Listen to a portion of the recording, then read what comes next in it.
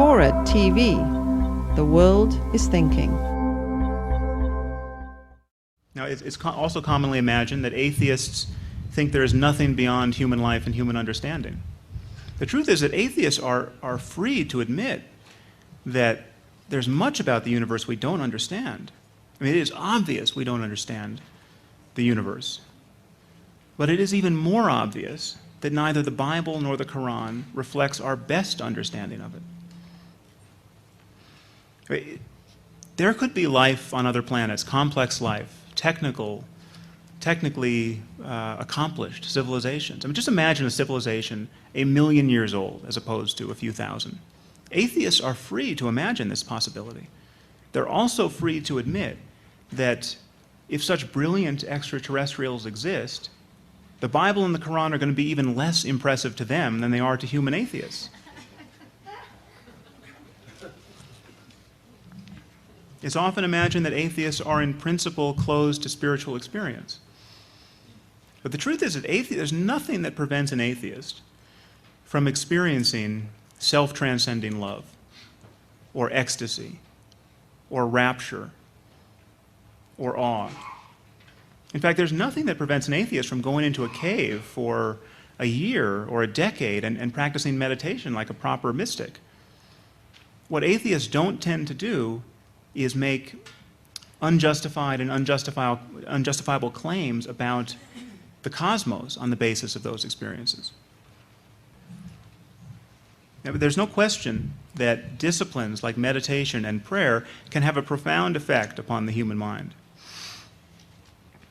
But do the positive experiences of, say, Christian mystics over the ages suggest that Jesus is the sole savior of humanity?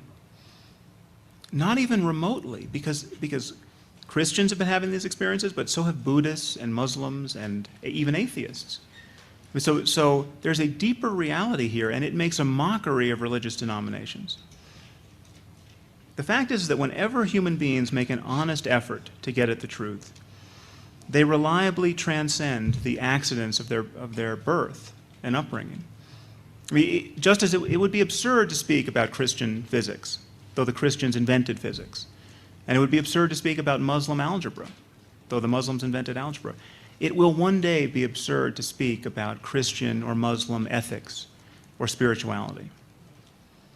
And whatever is true about our circumstance in ethical and spiritual terms is discoverable now and can be articulated without offending all that we've come to understand about the nature of the universe. And certainly without making divisive claims about the unique sanctity of any book or pegging these most beautiful features of our lives to rumors of ancient miracles. Finally, there's this notion that atheism is responsible for the greatest crimes in the 20th century. Now this is actually, it's quite amazing to me. This is the most frequent objection I come across, so I think I should deal with it briefly. It is amazing how many people think that the crimes of Hitler and Pol Pot and Mao were the result of atheism. The truth is, this is a total misconstrual of what went on in those societies and of the psychological and social forces that allow people to follow their dear leader over the brink. I mean, the problem with fascism and communism was not that they were too critical of religion. The problem is they're too much like religions. I mean, these are utterly dogmatic systems of thought.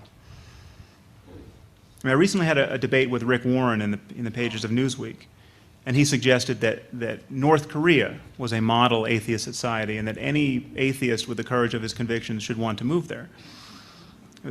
The truth is, North Korea is organized exactly like a faith-based cult, centered on the worship of Kim Jong-il. The North Koreans apparently believe that the shipments of food aid that they receive from us to keep them from starving to death are actually devotional offerings to Kim Jong-il.